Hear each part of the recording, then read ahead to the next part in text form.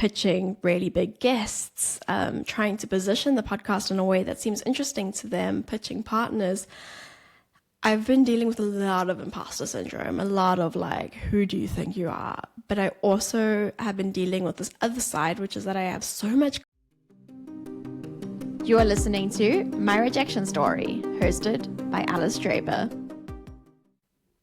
It has officially been 3 months since My Rejection Story launched, 3 months and 2 days. And it is an award-winning podcast. So I don't know if you can see that behind me. In fact, let me bring it up. This is My Rejection Story's first award, podcast champion from Female Fusion that I received last week Thursday at an award ceremony. And I felt like such an imposter getting this award. Of course, it's not the Emmys or Cannes. It's an entrepreneurship community, a global entrepreneurship community, but predominantly based here in the UAE, Dubai, where I am. But there are some really impressive people with much, much bigger podcasts, podcasts with millions of downloads in that community. So I felt like a giant imposter getting this award. But then also I was trying to rationalize, like, why me? And I was like, well, I'm the most vocal. I'm the one that's always talking about my podcast, which made me feel like an imposter, but I also think it's something to be proud of. I take a lot of agency, I guess, and I act like this podcast is a really big deal, even though I know it's not yet the kind of big deal that I want it to be. But I show up every day talking about it as if it's already like this huge, giant, successful thing. And it's scary, it's vulnerable, and it's something I want to kind of talk a little bit about today in the theme of rejection. So I was asked to do a little bit more solo episodes after I shared the solo episode a few weeks ago about moving back home to look after my dad. So this is a sort of wrap-up end-of-year episode, even though there will be a few more episodes going out before 2024 comes to a real close.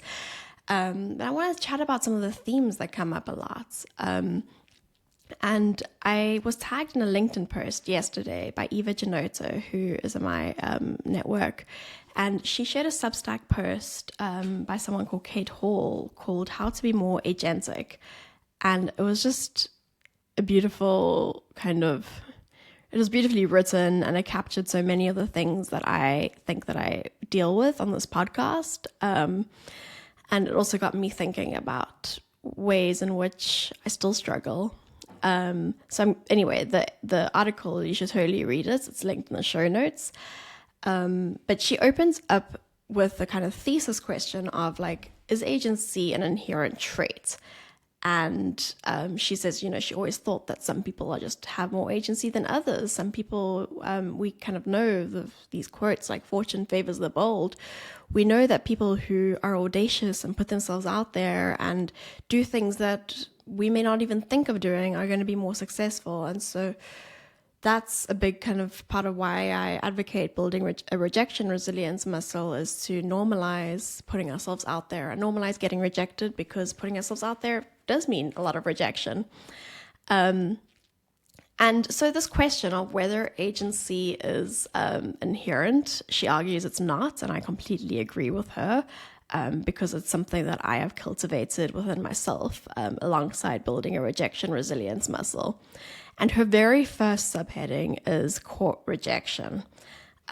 So, of course, it doesn't need much explaining. It's really putting yourself in the way of a lot of potential rejection by making a lot of big asks. And that is something that I've been doing a lot with this podcast, is putting myself in the wake of a lot of rejection.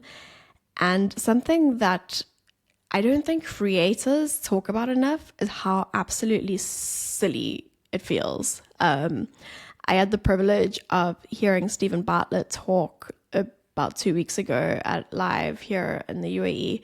And he was talking about his own journey with, sharing, becoming, I guess, a content creator, and the point at which he started posting regularly on social media. I think he made a commitment to post a social media post at the end of every day.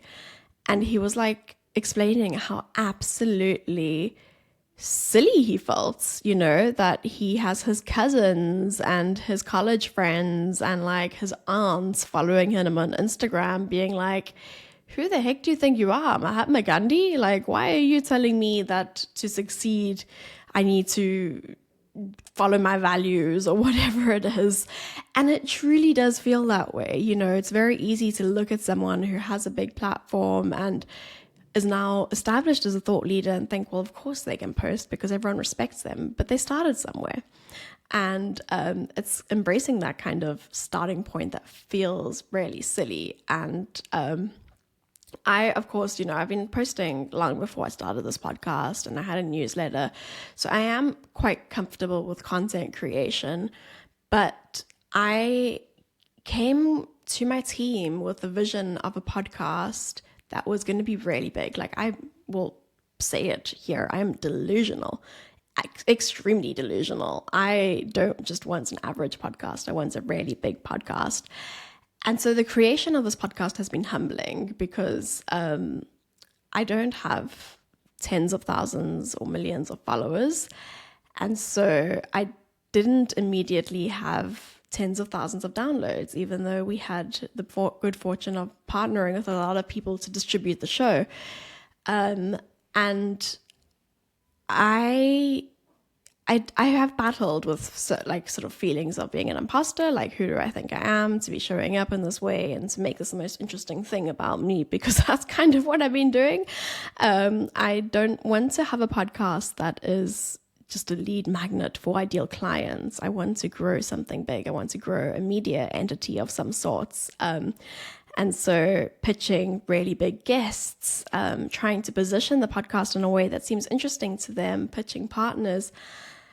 I've been dealing with a lot of imposter syndrome, a lot of like, who do you think you are? But I also have been on the other side, which is that I have so much conviction about this idea. I am so sure that this is something that people would be interested in, that I have been pushing through all of that imposter syndrome. I've been acknowledging it's there, and then taking action anyway, because I just have to see this through. Like, I am prepared to look silly for this, which is something that Haley Jacobson, if you haven't listened to an episode, actually talks about in relation to rejection resilience, is that she didn't care enough about acting to put herself in the wake of rejection, which is why she didn't pursue acting even though she went to film school, but that she cared enough about her writing to be rejected. And I guess I also feel that about this podcast, is that I care enough about this podcast to look silly and be rejected. So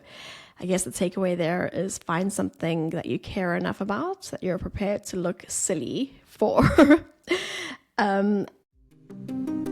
Did you know that my company, Hustling Writers, books entrepreneurs and authors on podcasts? We've been doing this for the last 5 years, and we've booked our clients on hundreds of top 1% and top 0.5% podcasts, which has, as a result, led to their books being instant bestsellers and even selling out on Amazon on the day of release. If this is of interest to you and the idea of being interviewed by a name like Adam Grant or Mariana Hewitt sounds really exciting, let me know. Email media@hustlingwriters.com and I'll be in touch to book a discovery call. And then another point that was covered in that Substack article is increasing your surface area for luck. And so that's really been the goal with rejection in the context of this podcast for me, has been every audacious ask I make, every time I put myself out there in a ridiculous way, it's that I think that I'm opening up the chance for something really lucky to happen, whether it's having an amazing guest or an amazing person share it on social media or whatever it is. If I am championing this in a really audacious, ridiculous way, I think that the chance of lucky things happening is much higher when we're not terrified of rejection, when we're not self-rejecting, when we're not stopping ourselves before it even got started. But the other thing that she writes about is this idea of embracing the moat of low status. So if anyone's built a sandcastle as a kid or helped a kid build a sandcastle, you'll know that you kind of make the castles and then you build this moat around the castle. And the moat is almost that like really, I mean, in the context of a castle, it's the thing that stops intruders from getting to the castle. In the context of us, I guess, building our own castle, is we have to go through that like murky water, uncomfortable, maybe we don't know how to swim to get to the other side. And that's the point where many people give up because it can take longer. And that's what I'm reckoning with this podcast, is that it's not like, 3 months in, it suddenly has millions of downloads. It's nowhere near where I want it to be. And I am wading through that moat, prepared to do this for a long time to try and get somewhere because I hold so much conviction with this show. So I think that so many of us avoid that moat of low status, and I am such a champion for growth and like kind of embracing a beginner's mindset that I thought that I'm like the queen of the moat of low status, and reckoning with how humbled I've been with this podcast, and that it's not exactly what I envisioned straight away in terms of growth, has taught me that maybe this is something that I guess it's a discomfort that anyone would feel, but that I'm not as evolved as I thought I was in that respect. And I also have other evidence that I'm not that evolved. I went to play paddle recently, and I self-declared I have no ball skills, and I'm doing it again. So I'm not a sporty person in terms of the fact that like I was never picked for sport teams. I was always the least athletic person in like everything I did, basically. I was always at the back. I was not a good swimmer, not a good runner. There wasn't really much that had much talent in the kind of athletic world. And so when I was playing paddle, the person I was playing paddle with was saying, it's not very encouraging to play paddle with you when you've always, for as long as I've known you, said that you have zero hand-eye coordination and that there's no hope for you. And that was a really shocking moment for me because I believe I'm such a like growth mindset, beginner mindset type person where I'm willing to do anything and try anything for the first time. Was actually like, having that mindset. Yes, sure, I'm willing to get onto the paddle court, but am I willing to really put my all into it? Am I willing to really try become a better paddle player? Because if I'm saying that and it's discouraging to someone else, they think there's no hope in teaching me or helping me get better, then it's also probably discouraging me before I've even begun. And so it's interesting to me because there was a time where I avoided things I was bad at. And I thought that I'd moved past that. So I'm learning Arabic, I'm running. I am not a runner, but I am running 5Ks regularly, which is such a huge achievement for me. I'm the back of the running group, but still I'm doing it. So, I still do this. I still self-sabotage, and it's really helpful to have people point out the ways in which we self-sabotage. And it makes me really want to reflect on ways that I could be doing this in the growth of my business. It's easy to play safe and to think I can do this certain thing, I can serve these certain clients and not go for the bigger, more audacious goals.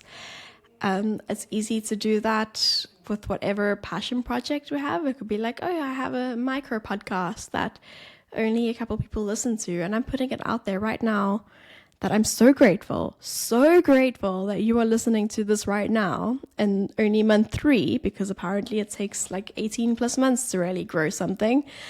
I'm so grateful that you're listening right now, but mark my words, I really, really want it to be a big production.